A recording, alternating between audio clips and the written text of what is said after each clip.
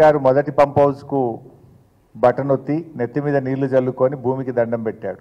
వెంటనే ఇంకో మంత్రి గారు వెళ్ళి తనకంటే ముందు క్రెడిట్ కొట్టేయాలని ట్రాక్టర్ నడుపుతూ వెళ్ళి ఇది నేనే చేస్తున్నట్టుగా ఇంకో మంత్రి గారు చెప్పారు.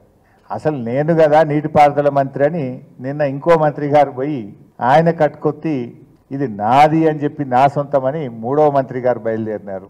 ఇక ఈ ముగ్గురు మంత్రులు క్రెడిట్లో పోయి ఇప్పుడు 15వ తారీఖు నాడు ముఖ్యమంత్రి గారు పోతారటగా.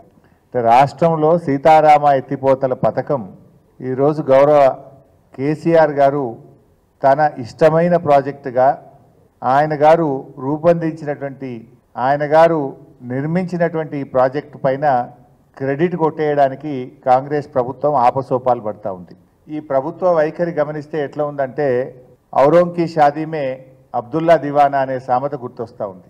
10 సంవత్సరాల్లో బీఆర్ఎస్ ప్రభుత్వం చేసిన కృషి, ఈ ఫలితాలను సాధించిన గొప్ప విజయాలను తమ విజయాలుగా చెప్పుకునేందుకు కాంగ్రెస్ పార్టీ పడుతున్న ఆపసోపాలు, ఈ సర్కారు పడుతున్నటువంటి ఫీట్లను చూస్తూ ఉంటే నవ్వొస్తూ ఉంది.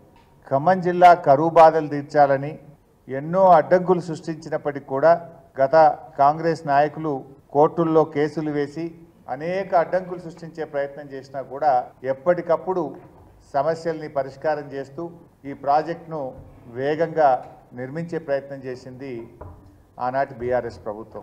ఇవాళ ప్రభుత్వం మారినంత వల్ల ప్రారంభించే అవకాశం కాంగ్రెస్ పార్టీకి ముఖ్యమంత్రి రేవంత్ రెడ్డికి వచ్చింది.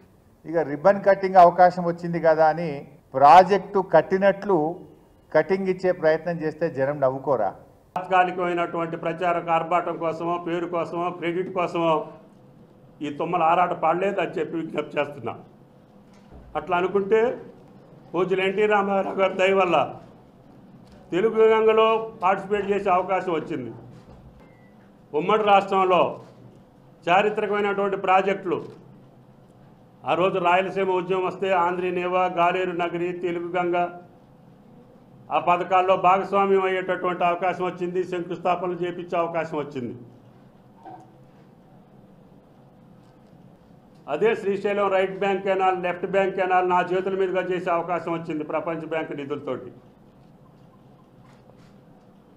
ఆసియాలో కల్లా ఎత్తైనటువంటి ఎత్తిపోతల పథకం ఈరోజు SLBC Elimineti Madhava Reddy lift irrigation 3 సంవత్సరాల కాలంలో పూర్తి చేసి నీళ్లు వదిలి నా మాట నిలబెట్టుకున్నారు.